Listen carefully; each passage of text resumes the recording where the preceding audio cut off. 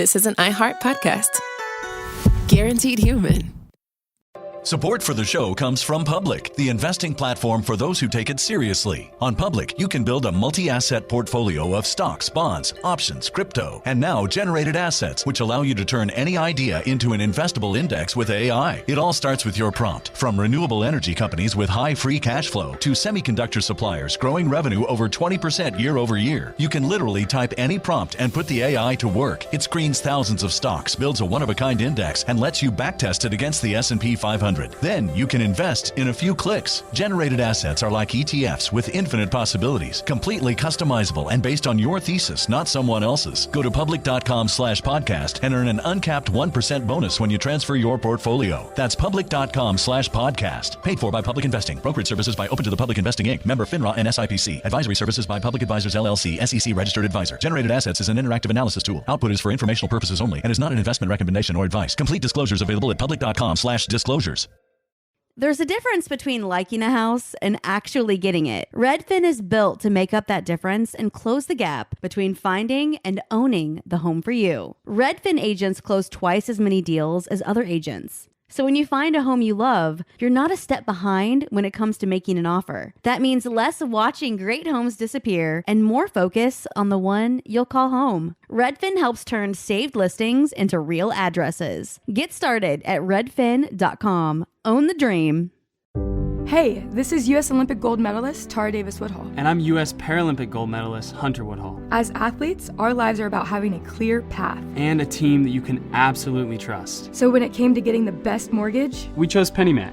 PennyMac is proud to be the official mortgage provider of Team USA and you. Learn more at pennymac.com. PennyMac Loan Services, LLC, Equal Housing Lender, NMLS ID 35953. Licensed by the Department of Financial Protection and Innovation under the California Residential Mortgage Lending Act. Conditions and restrictions may apply. Sink into affordable luxury. Anabay is the only machine-washable sofa, inside and out. With stain-resistant slip covers and a cloud-like frame duvet, everything goes right in the wash. Plus, the modular design lets you change the look of your space anytime. Visit WashableSofas.com to upgrade your home. Shop up to 60% off site-wide, with sofas starting at just $699 and a 30-day money-back guarantee. Shop now at WashableSofas.com. Offers are subject to change, and certain restrictions may apply. Cool Zone Media. Hey everybody, Robert here. Just introducing, we've got another rerun. This is the first time we've done 2 weeks in a row. Normally we just do 1 week at the end of the year, but all of the other shows on our network and most of the other shows that I know in podcasting take off 2 weeks. And Sophie was like, hey Robert, why don't you actually take off 2 weeks instead of cramming during your vacation to write another podcast so that we don't fall behind? And I was like, you know what, Sophie? That's a pretty good idea. So anyway, that's what we're doing. Enjoy this episode on how cigarettes invented everything.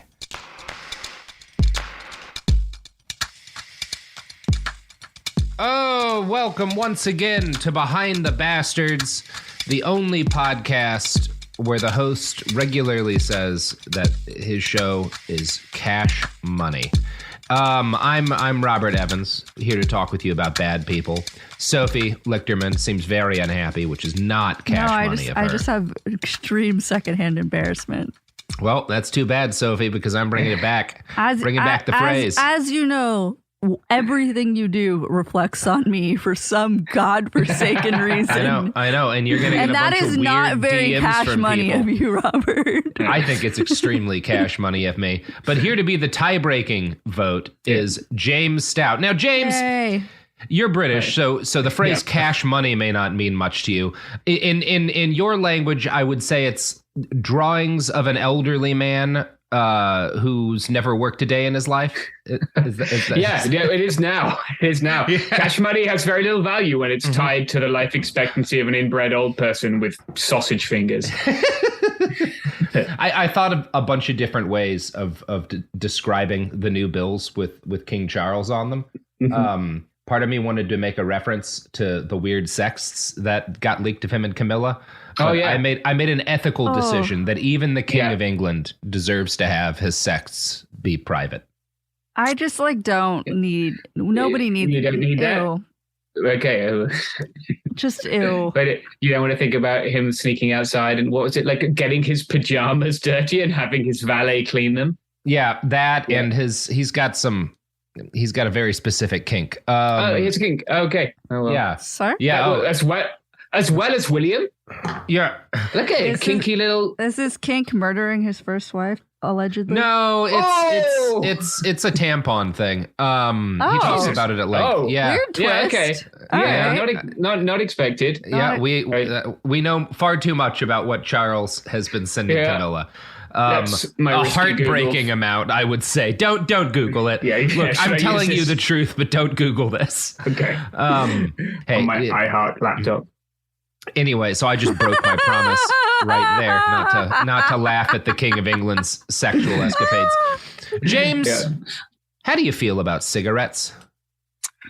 Oh, I think I wasn't expecting that. Kind of ambiguous, I guess. A lot of bad things happen because people like to smoke cigarettes. A lot of people like to get really, really up in other people's business about smoking cigarettes. So it's a difficult one.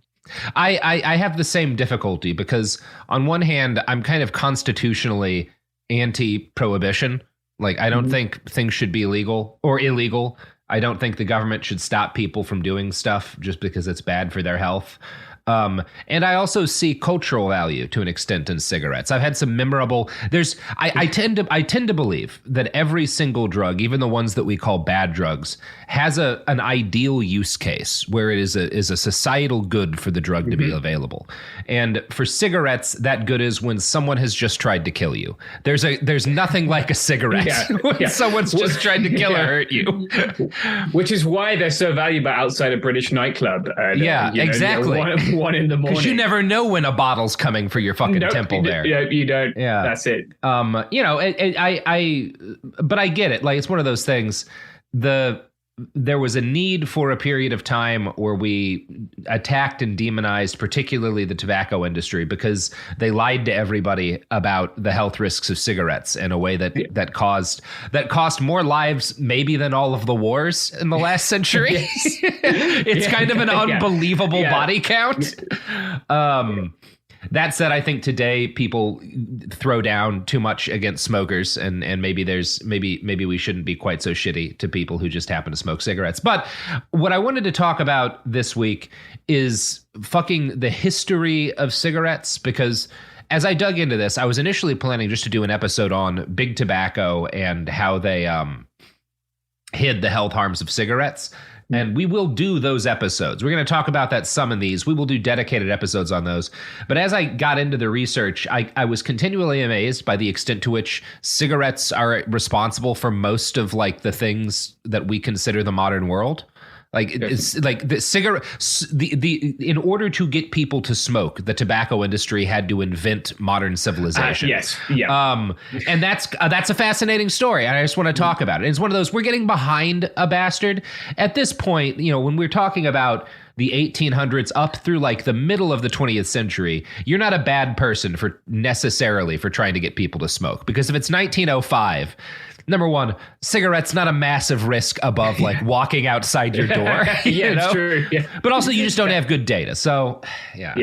The ambient level of smoking is pretty high just from existing in any urban area at that time. Just from being around. We'll talk about that a bit. But first, we have to do some prehistory. Now, we don't know exactly when the first human beings started smoking or otherwise ingesting tobacco for the first time, because there's a good chance the earliest tobacco users were not smoking it. But we're broadly speaking, I mean, and there's debate about this too, but archaeologists can confirm that by at latest the 1st century BC, the Maya people of Central America were using tobacco as a part of their religious rituals. And they were both smoking it and like inhaling it in kind of a similar way to snuff, right? You can snort tobacco if it's ground finely enough. They probably also chewed it. There were a couple of different devices they had for smoking it, and we will never know which was like the first, right? Like we just know which ones we kind of have written records of earliest, but a lot of those written records come from Europeans, so obviously that's a long time after they would have started using them.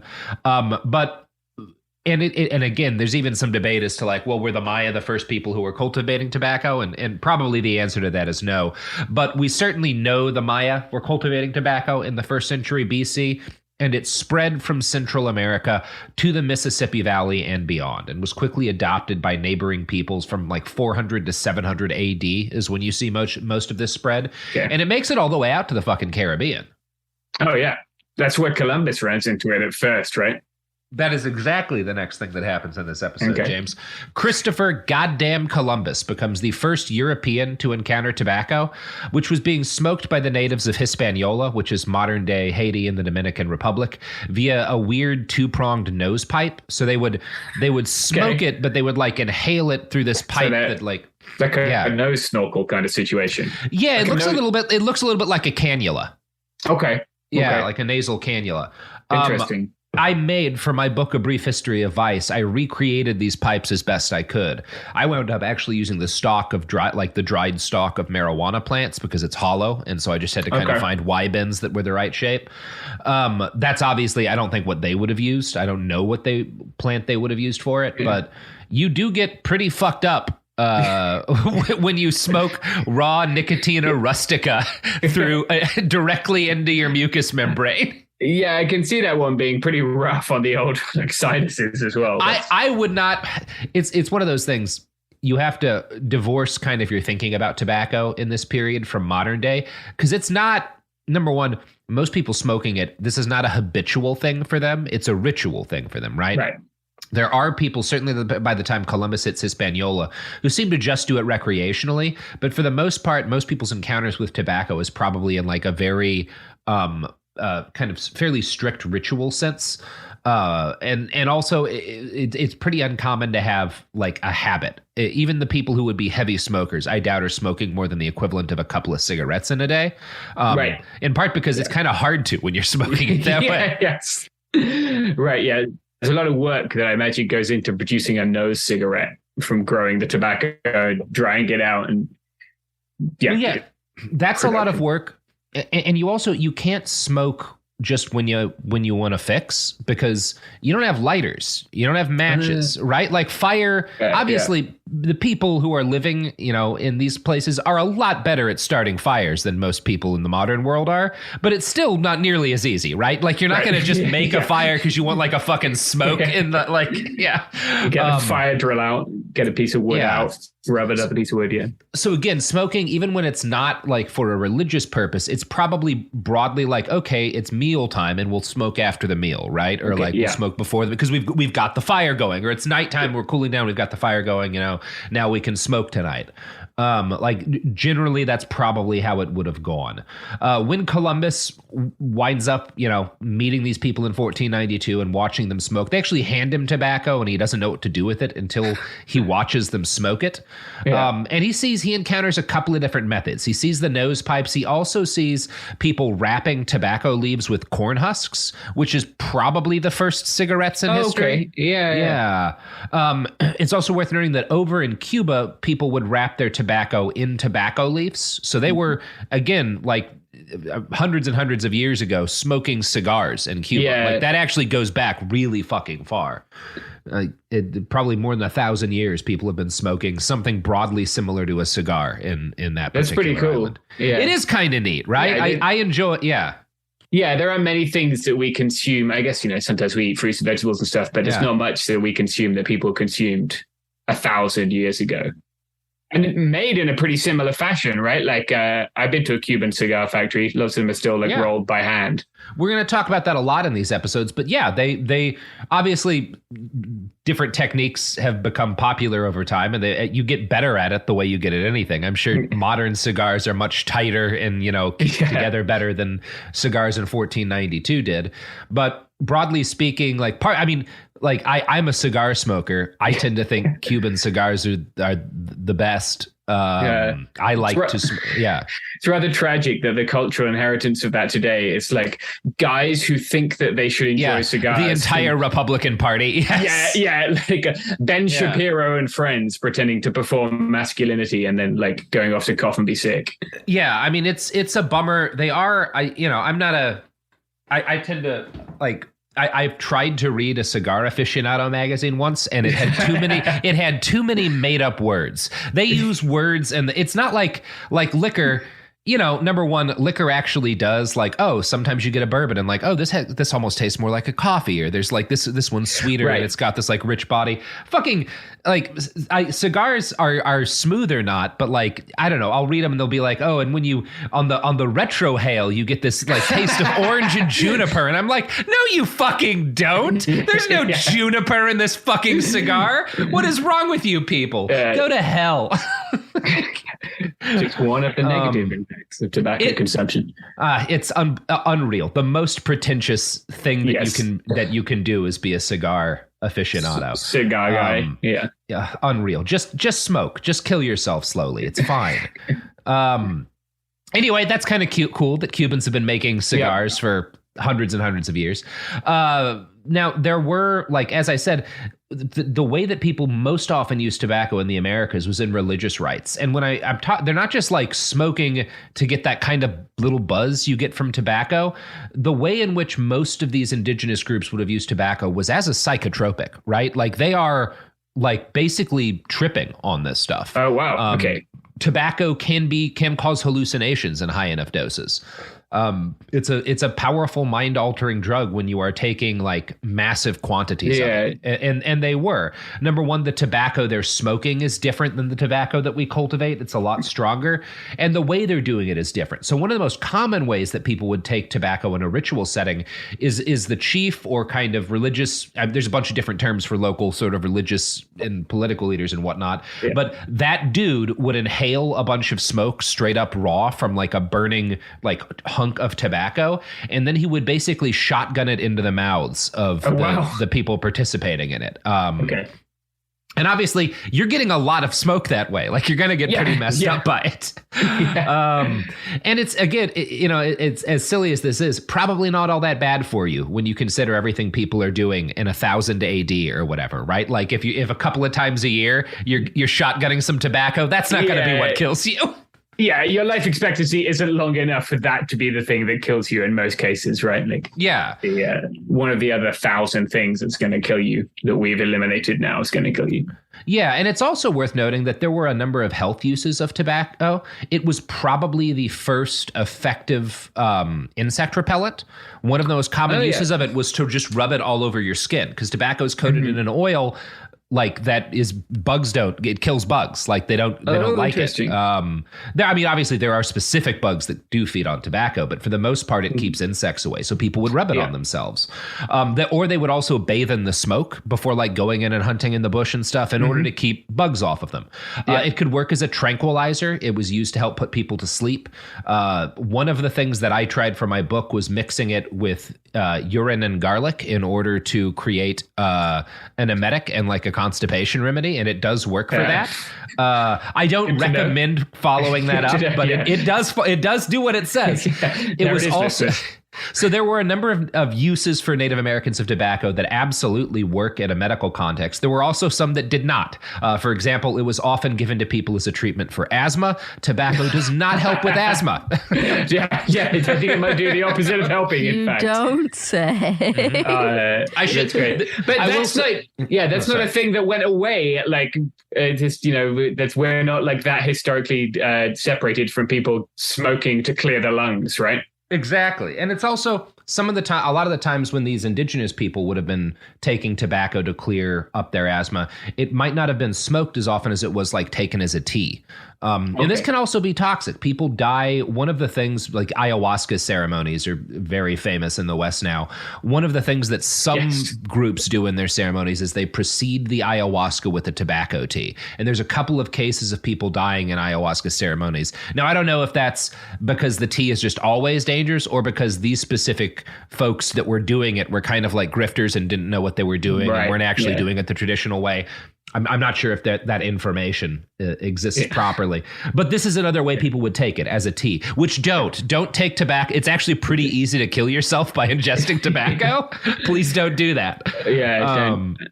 I know every now and again, like a pet will eat a bunch of cigarettes. And it'll kill the shit out of you. It's extremely deadly, tobacco. But, interesting plant. So the Portuguese were the first Europeans to begin cultivating tobacco for export to Europe. In 1564, a Royal Navy captain brought the leaf to England, and despite early opposition from people who considered it a filthy, foul drug for foreigners, it took off there like wildfire.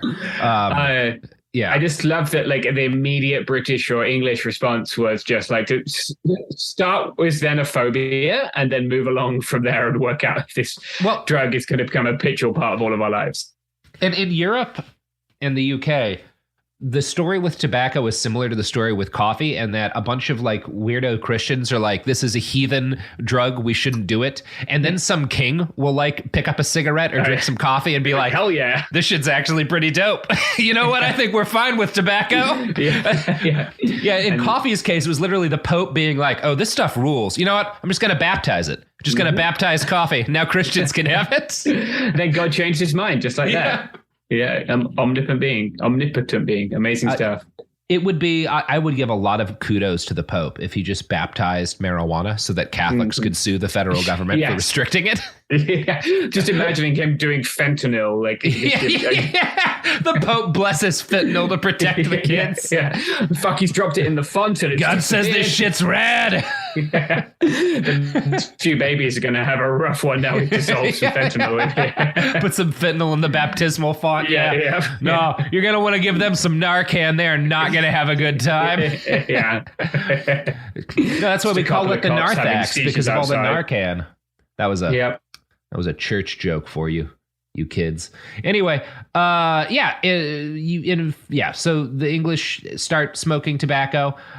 It gets cultivated in the Jamestown settlement in the 17th century. And by the 1730s, the English colonies in Virginia had tobacco factories that were manufacturing significant quantities of the stuff, mostly as snuff, which was either inhaled or chewed. That is the predominant way to consume tobacco in the kind of the early period of colonization of the Americas. Was it like because you see pictures of them sometimes and they got the old timey pipe, right? The long pipe with a little bowl. Yep. Is that like a class thing? Is that like I can afford to have a pipe and you all can chew it? Some of it's class. Cigars are generally like more expensive. Snuff is very cheap. The other thing though is that, again, not easy to get access to stuff to light a pipe or to light a cigar. So if you're smoking a pipe or a cigar, you're probably in your home, right? So, the beginning of the day or the end of the day, or maybe in like the midday for a meal, you could have a smoke, but it's not convenient. You can't just light a pipe when you're out in the field because you don't just have a thing that's on fire with you at all times. But you can take snuff any time of day. So it makes sense. It's addictive. Yeah. Yep. Yeah. Extremely. And it's incredibly addictive. Yeah. So all of the colonizing powers competed for a share of the emerging global tobacco market. And again, it's incredibly addictive. So there's enough interest very quickly to spur rapid innovation in the field. In 1843, a French company, given a monopoly over tobacco by King Louis XIV, starts manufacturing the very first close to modern cigarettes. Now, people had been smoking. Again, when Columbus lands up, they see people like wrapping shit in corn cobs. Those are like, for a couple of centuries, that's how you smoke a cigarette. You get a corn cob. Sometimes you get like old paper, like newspaper, like just kind of whatever papery thing you can, fill it with tobacco and smoke it, Yeah. And then the French invent gauloises and have never changed. The French invent gauloises, which are still the worst cigarettes on the market. They're still smoking something close to modern cigarettes today. Those were the most common cigarettes we smoked in Syria, and it was like the gauloises that you couldn't sell in France because the tobacco was too low grade. Jeez, oh God, what a horrible cigarette. But it just it's everywhere. I just have a lot of memories of like bike racing in France and having to go in to sign on to these races, and like you walk in and you just like. It's like they used to do in nightclubs with the smoke machine, just like this. Like you are also old enough to experience like smoking inside in bars, which isn't a thing anymore. And you go and you come out and you're like, oh, that was good for me. And then you see the guy who is inevitably going to kick your ass in the race, or it's after the race and the guy who's just won the race is having a fucking cigarette. And like, I remember it being one of the most demoralizing experiences. He's a hero to the pharmaceutical industry is what he is. Look, kids, if you want to know what it's like to walk around in a world where people smoke indoors constantly and in all places, there's an option. Fly to Serbia. Belgrade will teach you what the 70s was like. Yeah, more ways than one. Yeah, in a number of ways. Yeah. You'll learn about the 70s in Belgrade. I see some banging haircuts. Go to Belgrade. Oh, man. Oh, the tracksuits there are unreal. Mm-hmm. Those are coming back. That's on a cycle. Again, when we're talking about what actually is like a culturally beautiful use for cigarettes, squatting in a field with your buddies in a tracksuit and smoke. God, it's incredible. Cultural experience. Burning through a pack of knockoff Marlboros that have 2 extra E's in them. Yeah. It doesn't have the L. It's just a Marlboro. You know what? You know who else sells discount cigarettes? Is it Sophie? Is that what her Sophie does? Sophie, if you meet Sophie behind the main gym building after lunch or after class is let out, she's always got a couple of extra packs on hand, and she'll sell you Lucy's. What grade am I in? What school? Why am I out of school? What normal age? I don't like this association. And she's still going there every day. It's weird. Well, weird. We can't fund our podcast just without remember, selling loose cigarettes to children. For some reason, also reflects on you. So we've asked you to stop, but here we are. I mean, I'm going to be honest, Sophie. Let's be honest with ourselves. If I were to get caught selling loose cigarettes to children behind a high school, it would only increase my popularity. It would do nothing. Uncancelable. I'm trying to get them off the jewels. Oh my God. Robert found anti-vaping action. I've got a Joe Camel tattoo on my chest. Oh my God. Let's just go to ads. Hopefully it's for gold. Yeah. I'm going to spend this whole episode trying not to say what is a homophobic slur in this country, by the way. Support for the show comes from Public, the investing platform for those who take it seriously. On Public, you can build a multi-asset portfolio of stocks, bonds, options, crypto, and now generated assets, which allow you to turn any idea into an investable index with AI. It all starts with your prompt. From renewable energy companies with high free cash flow to semiconductor suppliers growing revenue over 20% year over year, you can literally type any prompt and put the AI to work. It screens thousands of stocks, builds a one-of-a-kind index, and lets you backtest it against the S&P 500. Then you can invest in a few clicks. Generated assets are like ETFs with infinite possibilities, completely customizable and based on your thesis, not someone else's. Go to public.com/podcast and earn an uncapped 1% bonus when you transfer your portfolio. That's public.com/podcast. Paid for by Public Investing. Brokerage services by Open to the Public Investing Inc. Member FINRA and SIPC. Advisory services by Public Advisors LLC, SEC registered advisor. Generated assets is an interactive analysis tool. Output is for informational purposes only and is not an investment recommendation or advice. Complete disclosures available at public.com/disclosures. Sink into affordable luxury. Anabay is the only machine washable sofa, inside and out. With stain-resistant slip covers and a cloud-like frame duvet, everything goes right in the wash. Plus, the modular design lets you change the look of your space anytime. Visit washablesofas.com to upgrade your home. Shop up to 60% off site-wide, with sofas starting at just $699 and a 30-day money-back guarantee. Shop now at washablesofas.com. Offers are subject to change, and certain restrictions may apply. Hey, this is U.S. Olympic gold medalist Tara Davis Woodhull. And I'm U.S. Paralympic gold medalist Hunter Woodhull. As athletes, our lives are about having a clear path. And a team that you can absolutely trust. So when it came to getting the best mortgage, we chose PennyMac. PennyMac is proud to be the official mortgage provider of Team USA and you. Learn more at pennymac.com. PennyMac Loan Services, LLC, Equal Housing Lender, NMLS ID 35953. Licensed by the Department of Financial Protection and Innovation under the California Residential Mortgage Lending Act. Conditions and restrictions may apply. Discover a spectacular island destination with crystal blue seas, endless sunshine, and the cool Bahamian breeze. Baha Mar, located in Nassau, Bahamas, offers your choice of 3 luxury hotels, over 45 fine dining and nightlife venues, John Baptiste's all-new jazz club, the Caribbean's most luxurious casino, and one-of-a-kind experiences for the entire family, like our 15-acre tropical water park, wildlife sanctuary, world-class golf course, and so much more. Visit bahamar.com today. We're back, and James is discussing how difficult it is to talk about cigarettes as a British person without saying something that's offensive. Yeah, that's right. Yeah. There's a word that we use in Britain for cigarettes that American people use to be horrible to gay people, and I'm not going to use it. But it's very difficult for me, so I'm holding it in. It is. Now, it doesn't. I think the slur comes from the harmless term.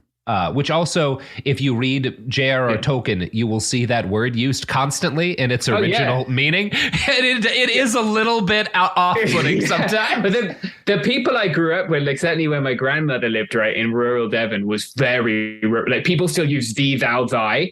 Wow.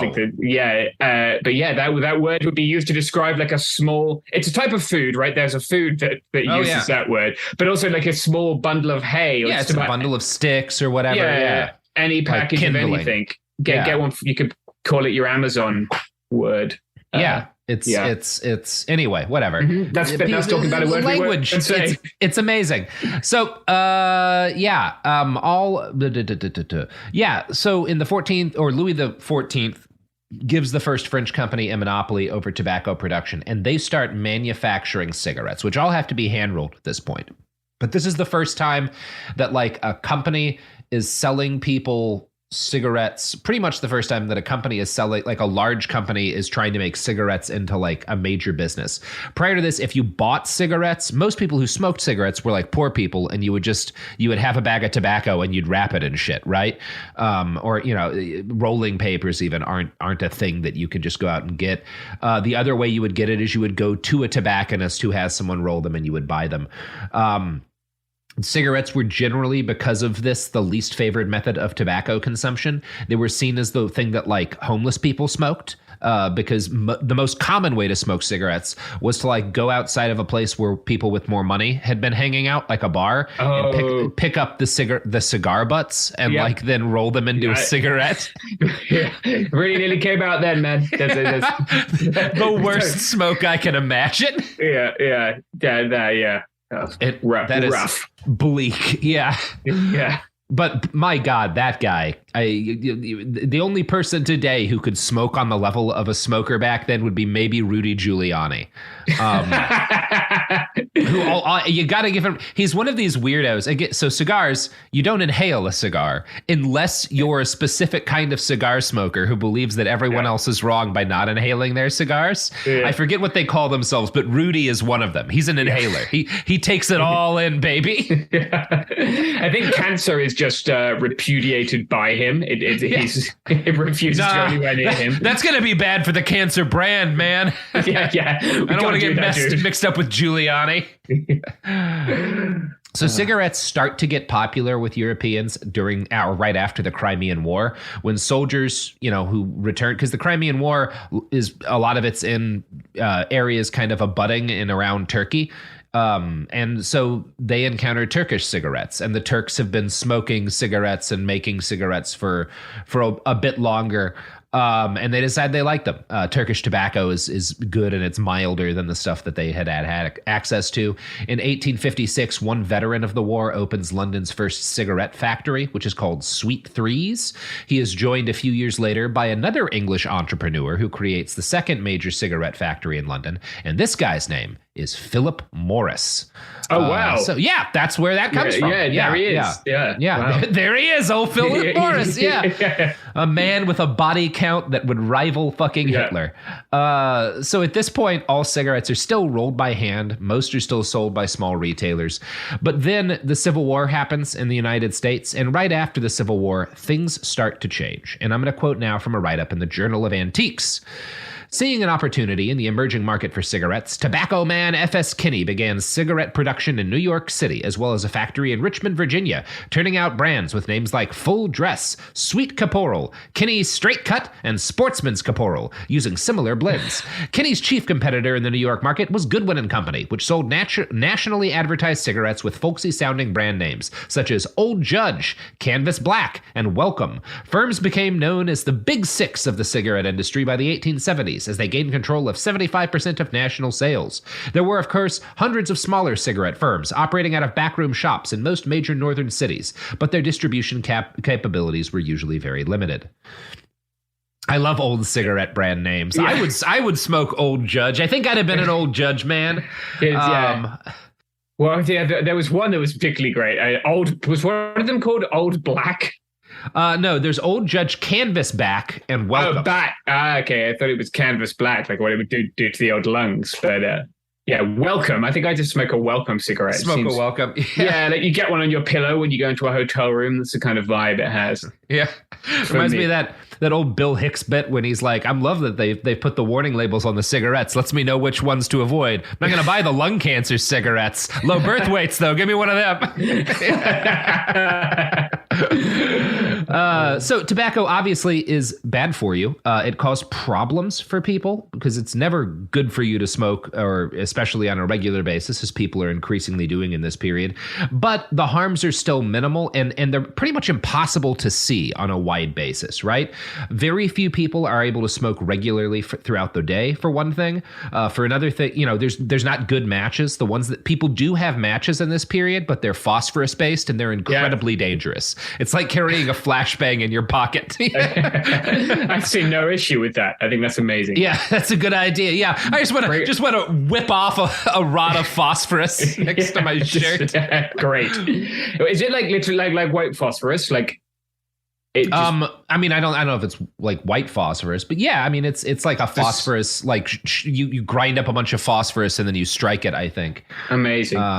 Just imagining someone like falling over and then just going up like an incendiary. And of course, your beard oil and hair oil is all alcohol and petroleum based. Your shirt has been washed in pure gasoline. Yeah. So you just catch immediately on fire. Yeah. Cigarettes will kill you, but not in the way you're expecting. Yeah, this is the period in which like spontaneous human combustion starts to be a thing, and it's because everything is flammable and everybody's carrying around fire bombs in their pockets. Yeah.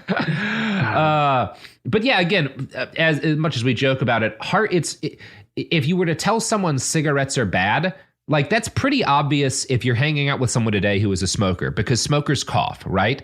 And like, you joke about it if you're a smoker, like, it's fucking killing me, whatever, I'm gonna smoke my cigarette. Yeah. It's not hard to be like put two and two together, like, oh, this is bad for me. It wouldn't have been as obvious back then. For one thing, yeah, smokers cough, but also, you know who else coughs is people who live in dense cities where the main method of transportation is horses. And so there are, so New York City, the most famous style of houses in New York City, they have these big, tall porches, right? That are like 4 or 5 or 6 feet off the ground. Mm-hmm. Those big porches that New York and other East Coast cities have exist because there would be so much shit in the main streets that when it rained, there would be rivers of feces and rotting carcasses of animals and you didn't want it to get into your your house. So you could just sit there and watch the turds floating by. If people are walking around coughing and looking sick, your first guess isn't going to be, it's probably those cigarettes. Yeah, I did it too. What a place. What a town. It really was a nightmare to be alive. Yeah. Jesus Christ. I'm surprised at the species we made it past that. It's striking, but you don't have to make it very long to produce a bunch of kids and then leave them fatherless. Yeah, it's true. As you float off down the shit river. Yeah. They just throw your corpse in the shit river and the cycle continues. Yeah. It's a circle of life. Cigarettes in the 1870s were still a novelty to most smokers. Less than 2% of people who smoked used cigarettes. Again, the most common method of tobacco consumption is not even smoking at all, but it was chewing what was called plug tobacco. And it was into this world and this market that a man named James Buchanan Duke stepped in the 1880s. Duke had been born on December 23rd, 1856, near Durham, North Carolina, and his father was the owner of a small tobacco company, which was eventually named W. Duke and Sons Company, or W. Duke Sons and Company. Duke watched in 1873 as a powerful depression hit the United States, and temporarily cigarettes swelled in popularity because the urban poor could afford cigarettes, right? So that was, when they started to take off. And he looks at this, being an intelligent capitalist, he's like, we're probably going to continue to have horrible economic crashes because it seems like the system is designed to do this every 5 to 10 years. So I bet cigarettes have a bright future ahead of them if I can find a way to make them cheaper. Yeah. People started smoking them more in times of depression because they They didn't have food and they wanted to not be hungry.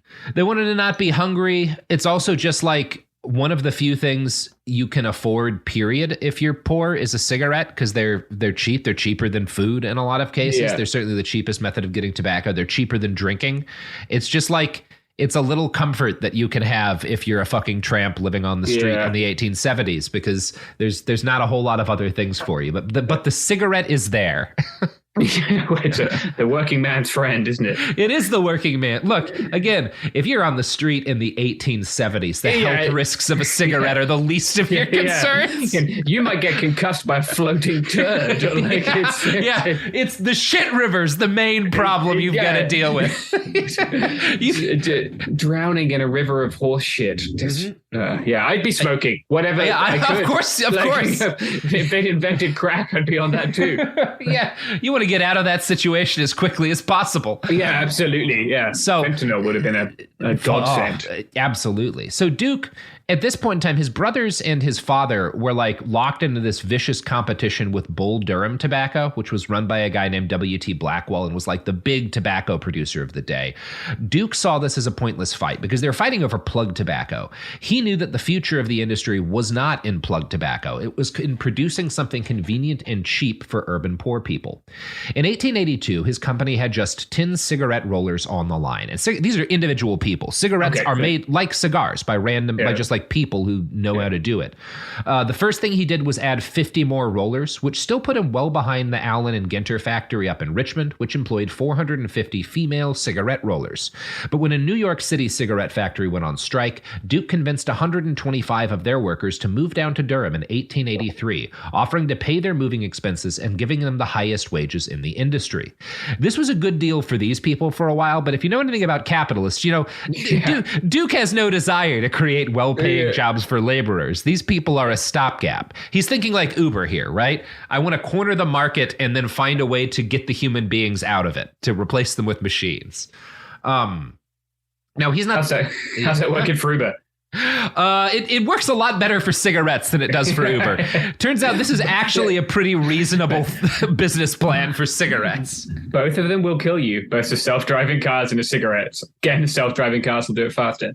Yeah, the cigarettes will do it a little more ethically, though. Mm-hmm. So he was his goal was, again, he wants to make the most profitable tobacco company in the world, and the way to do that is to rat fuck your laborers. For now, though, he needed them, and by 1885, he had about 700 hand rollers in 2 factories. Most of these are, again, young women. This is reasonably well-paying work for young women. He's got a quality control team that checks the work, so they're trying to put out like as uniform a product as possible, but that's not really easy to do. And everyone in the industry making cigarettes knows it's kind of slowly expanding, and they know that we can make these a lot cheaper and a lot more profitable for us if we can replace the human beings with machine rollers. So a couple of companies actually put out a bounty in order to produce a machine roller. And I'm going to quote what comes next from that write-up from the Journal of Antiques. A young man named James Bosnack approached Duke with a cigarette-making machine he had invented. The young inventor had previously gone to the now Big Four companies, but had been turned down because his machine was prone to breakdowns. Plus, there was a belief that consumers would never accept a machine-made cigarette.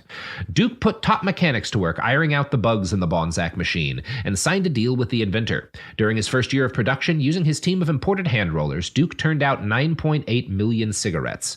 In contrast, using the Bonsack machines enabled him to produce 744 million cigarettes in 1888. So 1881, 9.8 million cigarettes. He gets the Bonsack machine, 744 million. Jesus. That is a significant increase in production. That right there is a turning point. Uh-huh. That's going to change a few things. So he's making a lot of cigarettes now, which is great. He's able to make them half as expensive as they were before. And he's able to, number one, sell them for cheaper and also make a lot more profit per cigarette. But there's a problem, which is that only about 2% of Americans who smoke cigarettes. And so the fact that he's making 730 million more cigarettes per year means that he's got a lot of cigarettes he can't sell because there's just not that many smokers out there. So this is a problem for old Duke. And Duke realizes that, like, if he's going to make this thing profitable, what he's going to have to do is create demand for cigarettes. He's going to have to convince Americans that they actually want not just to smoke cigarettes, but to smoke a shitload of them. Because one of the things that becomes clear is like, well, we went from 9.8 million to 744 million for nothing. We could make billions of these a year. This wouldn't be a problem at all. We just need that many smokers to exist. So that's a difficult task, right? Old Duke is going to need to actually like create a hunger for billions of cigarettes in the world in order to make this pay off. And that's exactly what he does next. Great. Yeah. Yeah. So wonderful world of tobacco marketing. Yes. That's what we're building towards here. Yeah. So one of the things that happens when Duke starts manufacturing his cigarettes is that suddenly no corporation can afford to sell cigarettes without rolling them on a Bonsack machine. It just is so much more efficient.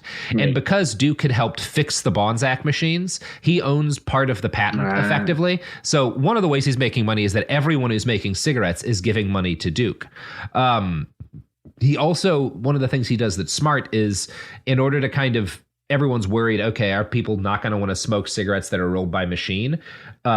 Duke starts bragging that his cigarettes are machine rolled. He puts it on the packages as like a way of like, just what if we just try to convince people that machine rolled is better than hand rolled? It's cleaner, it's more hygienic, it's more modern, right?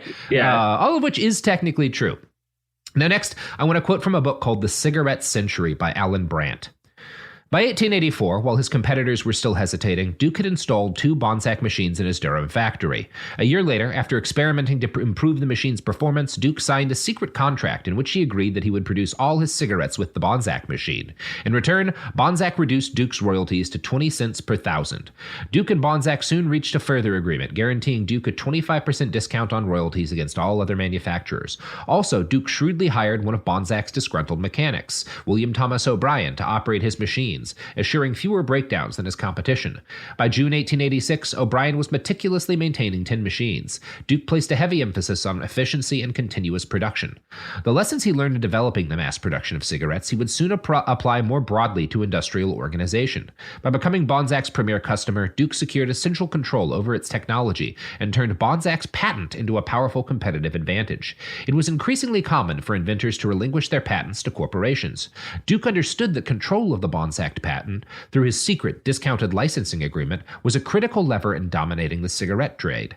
His deal with Bonsack reflected an important change in the character of the patent system, from a legal mechanism protecting independent inventors to one that would protect large and powerful corporations.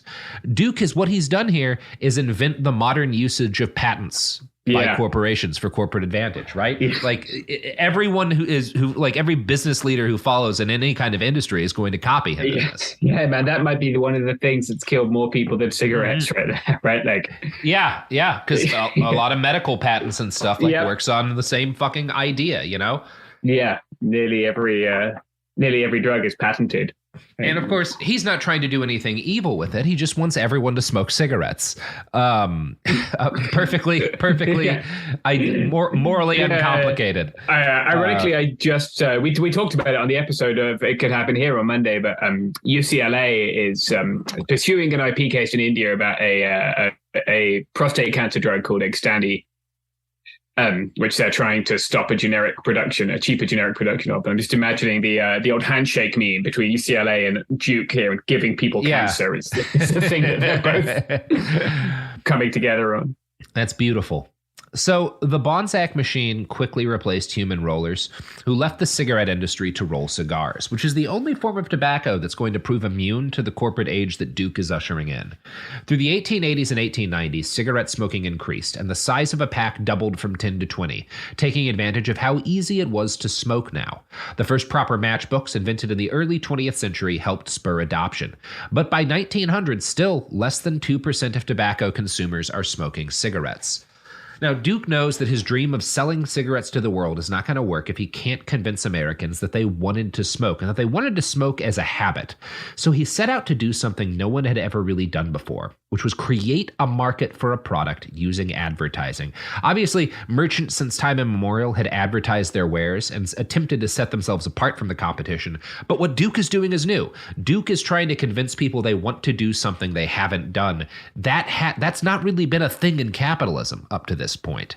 Interesting. It's one thing to be like, hey, I'm Samuel Colt. I've invented a better handgun. Like, if you want a handgun, you want a handgun. My job with my marketing is to convince you mine's the best, right? But you're not convincing people, well, now I need a gun, right? Like, they decide they need a gun because it's the fucking 1880s or whatever. Yes. Duke is like, these people are fine without cigarettes. This isn't a problem. There's not a need that I'm trying to serve here. I have to create it. And one of the first ways he's going to do this is really quite innovative. And it ends in a surprising place. So in the late 1880s, French tradesmen had set to making stiff, colorful cards to advertise their businesses.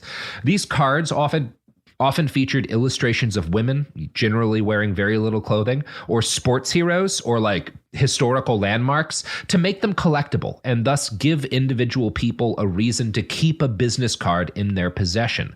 Now, we don't know where Duke first heard about this phenomenon, but starting in the 1880s, he had a print shop installed in his Durham factory that could make color prints. At first, he printed out the standard advertisements and coupons that most businessmen used, but soon he hit upon an idea, and I'm going to quote from Duke University here. With each pack of cigarettes, a small cardboard insert was added to stiffen the box. Duke employed a little imagination and turned these simple workhorses into a powerful marketing tool by printing the brand name of the cigarettes along with a picture that was part of a larger series and which was meant to be collected. Series of birds, flags, Civil War generals, and baseball players were employed, frequently with historical or educational information on them. Photographs of actresses, women placed in a variety of poses and often rather revealing costumes for the time, were also used on the insert cards and exceeded all expectations in their popularity among the public. So a lot of these trading cards, and these are the first trading cards, are outright pornographic, at least by 19th century standards. And there are outcries against the practice because the people who want them the most are young boys, are kids, right? Kids start smoking to collect trading cards. That's what how juvenile smoking starts in the United States. Great. They want to collect baseball cards, and to do so, they have to buy packs of cigarettes. Amazing. And this works like it increases cigarette sales massively. It's a really successful ad campaign, but it also leads to a wave of young cigarette addicts who are also getting into porn, which is difficult for people to accept, busybodies of the day to accept. One of those busybodies included Duke's father, who wrote this letter to his son in 1894. My dear son, I have received the enclosed letter from the Reverend John C. Hokut, and am much impressed with the wisdom of his argument against circulating lascivious photographs with cigarettes, and have made up my mind to bring the matter to your attention in the interest of morality, and in the hope that you can invent a proper substitute for these pictures, which will answer your requirements as an advertisement as well as an inducement to purchase. His views are so thoroughly and plainly stated that I do not know how I can add anything, except to state that they accord with my own, and that I have always looked upon the distribution of this character of advertisement as wrong in its pernicious effects upon young men and womanhood, and therefore has not jingled with my religious impulses. Outside of the fact that we owe Christianity all the assistance we can lend it in any form, which is paramount to any other consideration, I am fully convinced that this mode of advertising will be used and greatly strengthened. The arguments against will be used and will greatly strengthen the arguments against cigarettes in the legislative halls of the states. I hope you will consider this carefully and appreciate my side of the question. It would please me very much to know that a change has been made. Duke does not make a change. He is fine with it. So Duke is obviously not going to turn his back on all of this money because of simple morality. Instead, he publishes advertising that encourages kids to complete sets of trading cards, and he expands his advertising budget to keep a steady stream of new collectibles going out with his cigarettes. It was a stunning success, and as Alan Brandt notes, quote, "This commodity-connected collecting was a lasting innovation that continues today with baseball cards and Pokemon. Duke had discovered important incentives for smoking in the cultural rituals of youth." We owe Pokemon to cigarettes. Amazing. It's incredible. Yeah. Wow, yeah, I'm just imagining buying a pack of Marlboros to see if I can score a shiny Charmeleon or something. Honestly, what about our culture wouldn't be better if, like, in order to get a Magic the Gathering deck, you had to smoke 3 entire cartons of Pall Malls? Absolutely. Yeah, I love that. It's like the happy meal of cigarettes. It's great. It's perfect. I just imagine like some nerdy 16-year-old like lying on his side, like puking as he smokes his 50th cigarette of the day. I need a lightning bolt card. He's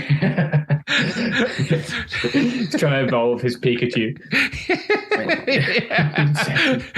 Kid dies of smoking inhalation trying to get a Bulbasaur. I choose you, lung cancer. Now, you know what else will give you lung cancer, James? Is it the cigarettes that Sophie's selling to children behind the school? It is. The cigarettes that Sophie's sells to children behind the school are very likely to cause cancer. Mm-hmm. But, that's the way it works. Okay. Yeah, that's their lungs, Sophie. Support for the show comes from Public, the investing platform for those who take it seriously. On Public, you can build a multi-asset portfolio of stocks, bonds, options, crypto, and now generated assets, which allow you to turn any idea into an investable index with AI. It all starts with your prompt. From renewable energy companies with high free cash flow to semiconductor suppliers growing revenue over 20% year over year, you can literally type any prompt and put the AI to work. It screens thousands of stocks, builds a one-of-a-kind index, and lets you backtest it against the S&P 500.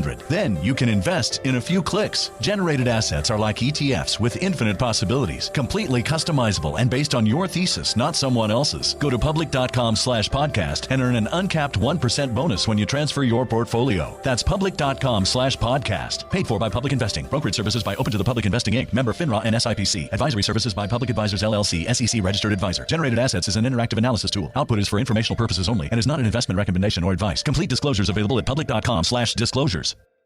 Tired of spills and stains on your sofa? Wash away your worries with Anabay. Anabay is the only machine washable sofa inside and out, where designer quality meets budget-friendly prices. That's right, sofas start at just $699. Enjoy a no-risk experience with pet-friendly, stain-resistant, and changeable slip covers made with performance fabric. Experience cloud-like comfort with high-resilience foam that's hypoallergenic and never needs fluffing. The sturdy steel frame ensures longevity, and the modular pieces can be rearranged anytime. Shop WashableSofas.com for up to 60% off site-wide, backed by a 30-day satisfaction guarantee. If you're not absolutely in love, send it back for a full refund. No return shipping or restocking fees. Every penny back. Upgrade now at WashableSofas.com. Offers are subject to change, and certain restrictions may apply. Hey, this is U.S. Olympic gold medalist Tara Davis-Woodhull. And I'm U.S. Paralympic gold medalist Hunter Woodhull. As athletes, our lives are about having a clear path. And a team that you can absolutely trust. So when it came to getting the best mortgage, we chose PennyMac. PennyMac is proud to be the official mortgage provider of Team USA and you. Learn more at pennymac.com. PennyMac Loan Services, LLC, Equal Housing Lender, NMLS ID 35953. Licensed by the Department of Financial Protection and Innovation under the California Residential Mortgage Lending Act. Conditions and restrictions may apply. Discover a spectacular island destination with crystal blue seas, endless sunshine, and the cool Bahamian breeze. Baha Mar, located in Nassau, Bahamas, offers your choice of 3 luxury hotels, over 45 fine dining and nightlife venues, John Baptiste's all-new jazz club, the Caribbean's most luxurious casino, and one-of-a-kind experiences for the entire family, like our 15-acre tropical water park, wildlife sanctuary, world-class golf course, and so much more. Visit bahamar.com today.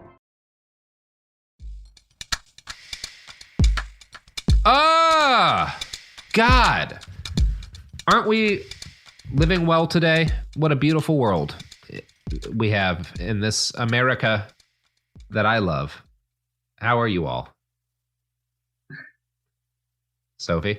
Wow. It's been a pause. I'm just thoroughly disappointed in your actions. What else is new? Well, Sophie, you know what I'm not disappointed by is the innovative thought leaders in big tobacco. building the modern world and inventing Pokemon. So Duke understood instinctively that children were the future of cigarettes. Established tobacco consumers had already had their preferences like set for plug tobacco or snuff or for pipe tobacco or cigars, and these methods involved less consumption or at least pickier consumers. Cigarettes smoked quickly and more conveniently than other tobacco products, and they caused less mess. They were also more addictive, which allowed for a quick and repeatable high anytime. Again, most people were chewing tobacco prior to this, so if people start smoking instead of chewing, suddenly you don't have buckets of spit all over the place. So, again, probably a net positive. Yeah. Now, that said, you also have like more people smoking in public places, which is a negative. But anyway, the New York Times publishes an article at the time that complains about Duke's attempt to entice boys to excessive cigarette smoking and notes, every possible device has been employed to interest the juvenile mind, notably the lithograph album. Youngsters seeking these picture books clamored for the reward of self-inflicted injury. Many a boy under 12 years is striving for the entire collection, which necessitates the consumption of nearly 12,000 cigarettes. Oh, no. Kids are like trying to collect these picture books and smoking 12,000 cigarettes. That is how you catch them all. Oh, that is a rough image. That is an upsetting amount of cigarettes. Yeah, that's a lot of cigarettes. Wow. Yeah, that is an outrageous quantity of cigarettes. Yeah. Duke hadn't just hit upon a baller way to move cigarettes. He'd effectively invented the concept of collectible products as advertisements. He starts doing like sweepstakes, right? Where you collect, different things that are on the boxes to turn them in to see if you can win like a prize. And he also just like gives stuff. So basically everything from McDonald's Happy Meals and like Funko Pops to every product sweepstakes you've ever seen are all descendants of what Duke is inventing in this period, which is just like different ways to get cigarettes in kids' mouths. The entire toolbox of capitalism is being created. It's being created to push cigarettes to children. Of course it is. Duke changed his company's name to American Tobacco, which reflected his ambition to be the alpha and omega of tobacco sales and production in the United States. He poured unheard of amounts of money into his ad budget, soon spending nearly a quarter of the money he made on sales on ads. His competitors were forced to pour similar amounts of cash into their own efforts, igniting the first national billboard war and leading to a massive surge in the amount of visual advertising in the United States. This is what starts to fill the countryside up with ads, with like billboards and other kinds of big public ads, is Duke spending all this money on cigarette ads. Wow. So he inadvertently also gave us the Monkey Wrench Gang. Yeah, so he has, in the space of what we've talked about so far, given us like modern patent law and all of the people that get killed as a result of like medical device patents. He's given us trading cards. He's given us like sweepstakes and like toy collecting. And he's given us fucking billboards and the Monkey Wrench Gang. So that's a lot for one guy. Yeah, it's a real mixed bag.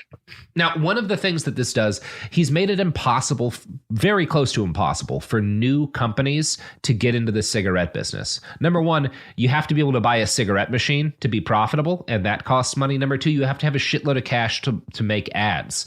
So just like some young like upstart who wants to sell cigarettes to people isn't going to be able to get into the business unless they're backed by some serious moneyed interests, because it's just too expensive to get into it. From the late 1880s, Duke sent out regular feelers to his competitors, asking if they'd be open to a buyout. Most of them turned him down, but as the 1800s drew to a close, the fortunes that Duke and his competitors were throwing into ads had them all looking for a better way. They're just spending too much damn money competing with each other. In January of 1890, Duke strong-armed his fellow tobacco lords to join a consortium, the American Tobacco Company, which would seek to monopolize not just tobacco sold in the United States, but produced as well. Overnight, the American Tobacco Company was responsible for 90% of all cigarette sales in the United States. Duke had formed a monopoly, getting his competitors to agree to fix prices and wages in order to save money on advertising and production, and to avoid the struggles for dominance that had devoured their money in recent years. This was a winning strategy, and as Duke took total control over the tobacco market, prices fell for consumers. But this also meant a lot less money for farmers, and the trust brought an end to competitive bidding for tobacco harvests. As Alan Brandt makes clear, in his single-minded quest to control the future of tobacco, Duke helped invent the modern concept of a megacorporation, blazing a trail that would be followed by every ambitious capitalist to come. Quote, together, these three departments, audit, which oversaw accounting and cost control, leaf and retail markets, assured the movement of cured tobacco from warehouse to factory to sales. Individuals with specific expertise headed each department. The audit department, for example, introduced innovative accounting procedures that would later be utilized by many other industries. The success of Duke's enterprise, which became a model for other industries, rested on salaried executives who could assure the efficient functioning of their aspect of the business, as well as tight coordination with other departments and activities. In short, he invented the middle manager. Yeah, just another wonderful contribution to society that he's made. He's really just humming along here, creating the modern world. Yeah. He's ticking them off. Now, one of the things that, when you invent the middle manager, one of the things that you've done is you've created the concept that's going to make up most of the ranks of the emerging middle class, right? What are a lot of people in the middle class? They're fucking middle managers, right? Yeah. Which is also a lot of the people who are going to be tobacco consumers, right? He's helping to create the basis of consumer culture here as he builds effectively, helps to build the idea of a kind of new class structure in a lot of ways. Obviously, middle management had existed before, but not in the kind of quantity that it had, because prior to Duke, you've got a lot of tobacco being made and sold, and you've got a different sort of tobacco companies, middle managers, but the companies are all much smaller. And it's like, this company, we handle production. This company, we handle, we get the tobacco from the farmers and we process it. We're the people who roll it and sell it directly to the consumers. He's rolling all of this into one giant venture. And instead of the constituent parts being made up of small business owners, the constituent parts are managed by middle managers who are operating like rungs inside of this larger corporate structure. He's not the first guy to do this, but he's the first guy to do this and be this successful with it. Yeah. So it's like a vertically integrated supply chain, right? Exactly. So that's pretty cool. Everywhere he cut out independent manufacturers and free agents, small resellers and rollers.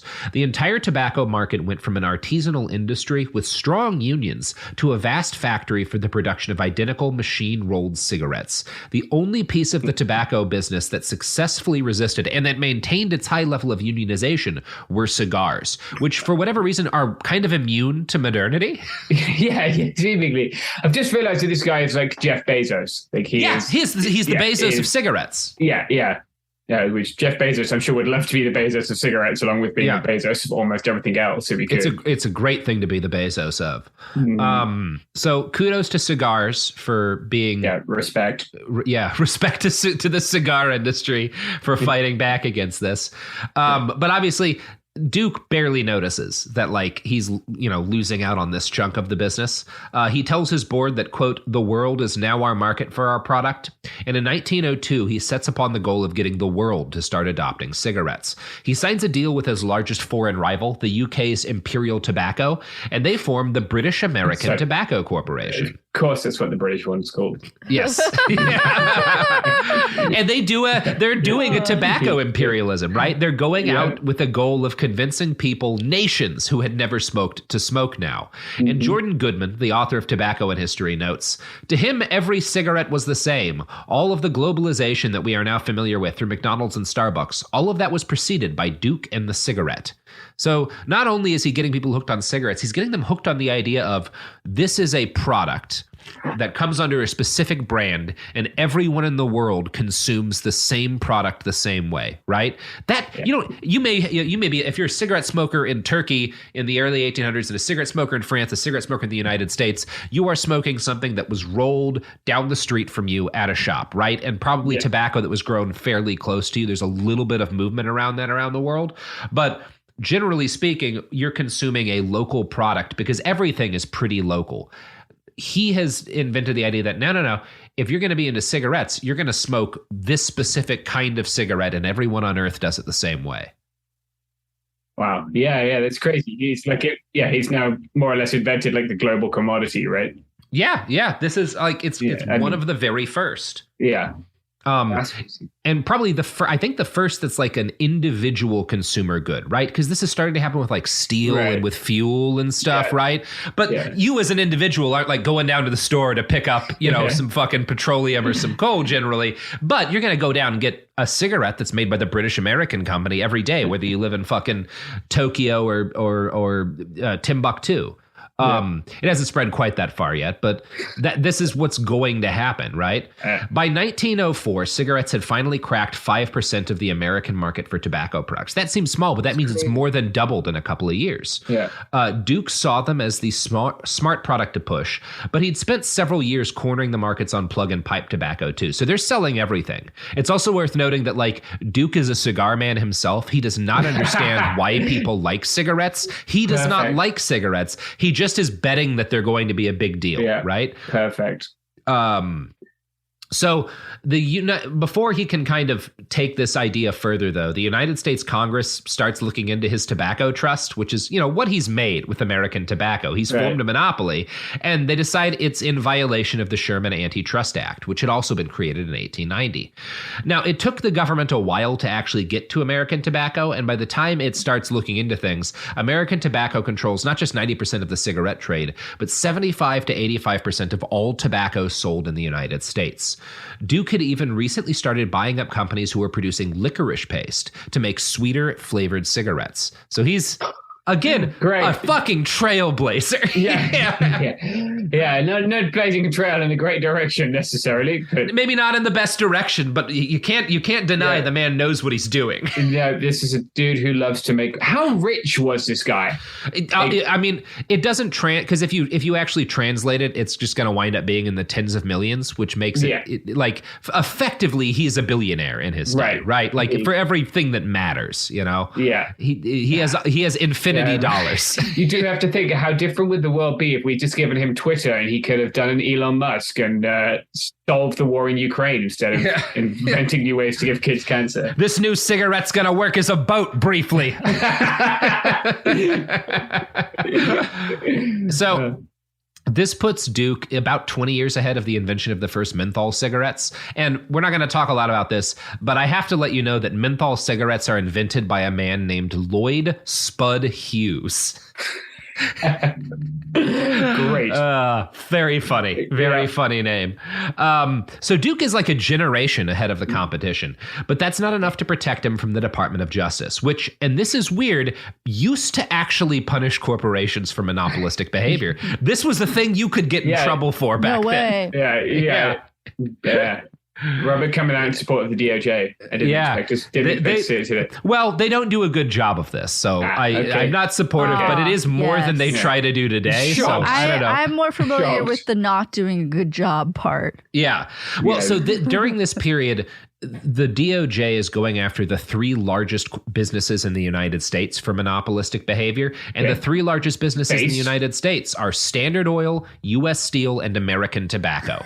So again, to understand the scale of this, the thing that he has built is as big as the oil and gas industry, right? Like it's the steel industry. It's in that ballpark. It's wild. Yeah. Impressively not great. Yeah. So Teddy Roosevelt, the trust buster, forces the DOJ to go after Duke. Trust buster. Yeah, that's what he's doing. He's busting trusts. He's busting some trusts. Look, there's a lot of funny coming out of your mouth. There's a lot of things that we have to dislike Teddy Roosevelt for, but one thing the man legitimately hated was monopolies. And he goes after them. There were some other things that he hated. There were a lot of more problematic things that Teddy Roosevelt hated. But in this case, he's broadly speaking doing the right thing. And the DOJ is like, you've made a monopoly. This is not legal, and you have to dismantle American tobacco. Yeah. Now, this is impossible because Duke has vertically integrated it to such a degree that everyone is reliant upon the same supply and distribution chains. You can't actually split the companies back up the way they'd been 15 years before. So the DOJ, not wanting to destroy one of the three largest businesses in the U.S., exempts a bunch of their sub-businesses and their international partnerships and allows them to maintain certain supply chains and whatnot. Great. And obviously, while this is going on, American Tobacco appeals. The Supreme Court rules against them in 1911. And eventually, they do split the trust up into 5 companies that are technically independent competing businesses. But as the cigarette century makes clear, after all that Duke had done to weave the companies together, they can't actually be cut apart. Quote, the settlement was meant to assure competition among the 5 newly constituted companies. Each received factories, distribution and storage facilities, and name brands. But given the size and complexity of the business, there existed insuperable obstacles to the creation of perfect competitive conditions, no matter how the industry was restructured. There simply was no going back. So Duke continues to run this chunk of American Tobacco. It remains in his control. British American Tobacco is what remains in his control. And his fellow owners, even though they're all competing, continue to collude to fix prices in order to maximize profit. So it's not as bad, but they've gone from a monopoly to an oligopoly, right? Yeah. That's what the DOJ succeeds in actually doing. Great job, DOJ. And since he's kind of peaked as a cigarette man, Duke moves over to the power industry. He establishes a power company that provides, his company builds the electrical grid for North and South Carolina. Can he not just stop? Like, no, he cannot. With his Pokemon cards. No, apparently not. He does, when he gets old and is about to die, he gives most of his fortune, tens of millions of dollars, to Trinity College in Durham, which is renamed Duke University in his honor. And that's where we get Duke University. Yeah. Didn't see that coming. Yeah. Great. And they have a good public health school now, actually. Yes, so, yes. Yeah. Well, they honestly, a lot of the best information about the cigarette industry and all of the fucked up shit it did comes from Duke University. They have great resources for understanding tobacco advertising. Fascinating, yeah. So, I mean, to the university's credit, they don't like shy away from but also look, Duke is immoral because he's a capitalist and he is profiting off of people's surplus labor in a number of ways that are unethical. There's nothing wrong with him selling cigarettes at this point because he dies in 1925. There is nothing that even approaches a medical consensus about cigarettes and cancer at this point. You can't blame it on him. Right. He's doing horrific shit to the people who work for him, I'm sure. Absolutely. Like destroying unions and whatnot. And there's like a bunch that's unethical. But the fact that he's selling cigarettes is not something that I would put on his soul because, there's no way for him to have known that they were harmful, Yeah. In 1919, a U.S. surgical student named Alton Oshner was called, along with several of his peers, to observe the autopsy of a lung cancer victim. His teacher was excited to have an example of the rare illness in their operating theater. He wanted Alton and his fellow students to see the autopsy because he believed they would not get a second chance to do so. You guys got to check this out. You're never going to see another lung cancer. Nobody gets this shit. No. Less than 30 years later, lung cancer would be the number 1 cause of death in the United States. As Robert Proctor of Stanford University told one interviewer, the cigarette is the deadliest artifact in the history of human civilization. It killed about 100 million people in the 20th century. Oh, Jesus Christ. Fuck me. And honestly, he's probably lowballing it. Yeah. And that's before you look at, like all those sort of downstream things. Jesus Christ. That is quite a death toll. Like, we can have that Duke University. We can argue about fascism and communism and the things, the Great Leap Forward and Lysenkoism. What killed the most people? But man, nobody's touching the cigarettes numbers, right? The cigarettes out here dropping 3-pointers every shot. It's the goat of killing people. I'm eagerly awaiting Michael Tracy to go recuperate the cigarettes reputation on Twitter or something now. So James, you got anything you want to plug before we roll out of part 1? I do another podcast which you do too sometimes called It Could Happen Here. I do it sometimes. Yes. It's about how things are falling apart and people are putting them back together. It's a good podcast. It is a good podcast. I would say it's one of the only 2 podcasts that should be legal. Yeah, fair enough. We're doing basically what he did with cigarettes, but 2 podcasts. And very slowly we're stealing all the microphones. God. And giving everyone cancer. And I mean, hopefully going to kill 100 million people over the course of the century. It's on the vision board. It's on, that's on the vision board. Yeah, you can see you've planned your goals. Yeah. We do have a live show if you survive that long. It's 26 Yeah. Let's ask October Sophie 26th, right? Lichterman, but I think it's on the 26th of October. Yeah. Yeah. That There's seems a right. website and everything. So check that shit out, motherfucker. Buy tickets to the live show. And look, great. I'm not going to tell you should smoke cigarettes, but have you ever tried the smooth, flavorful taste of a Camel?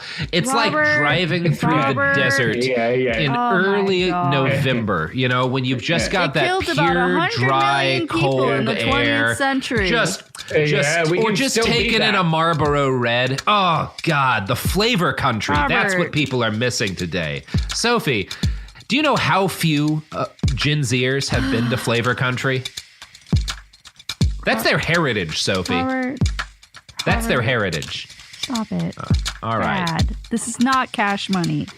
Pick up some cigarettes, kids. It very much is cash money. Behind the Bastards is a production of Cool Zone Media. For more from Cool Zone Media, visit our website, coolzonemedia.com, or check us out on the iHeartRadio app, Apple Podcasts, or wherever you get your podcasts. Behind the Bastards is now available on YouTube. New episodes every Wednesday and Friday. Subscribe to our channel, youtube.com/@BehindTheBastards. Sink into affordable luxury. Anabe is the only machine-washable sofa, inside and out. With stain-resistant slipcovers and a cloud-like frame duvet, everything goes right in the wash. Plus, the modular design lets you change the look of your space anytime. Visit WashableSofas.com to upgrade your home. Shop up to 60% off site-wide, with sofas starting at just $699 and a 30-day money-back guarantee. Shop now at WashableSofas.com. Offers are subject to change, and certain restrictions may apply. Discover a spectacular island destination with crystal blue seas, endless sunshine, and the cool Bahamian breeze. Baha Mar, located in Nassau, Bahamas, offers your choice of 3 luxury hotels, over 45 fine dining and nightlife venues, Jean Baptiste's all-new jazz club, the Caribbean's most luxurious casino, and one-of-a-kind experiences for the entire family, like our 15-acre tropical water park, wildlife sanctuary, world-class golf course, and so much more. Visit bahamar.com today.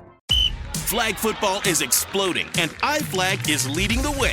As the Guinness World Record holder, iFlag hosts premier flag football tournaments nationwide for boys, girls, high school girls, and adults. From first-time players to elite competitors, iFlag delivers top-level competition, unforgettable experiences, and a community built around the game.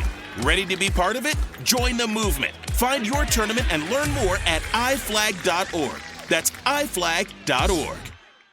There's a difference between liking a house and actually getting it. Redfin is built to make up that difference and close the gap between finding and owning the home for you. Redfin agents close twice as many deals as other agents. So when you find a home you love, you're not a step behind when it comes to making an offer. That means less watching great homes disappear and more focus on the one you'll call home. Redfin helps turn saved listings into real addresses. Get started at redfin.com. Own the dream. This is an iHeart podcast. Guaranteed Human.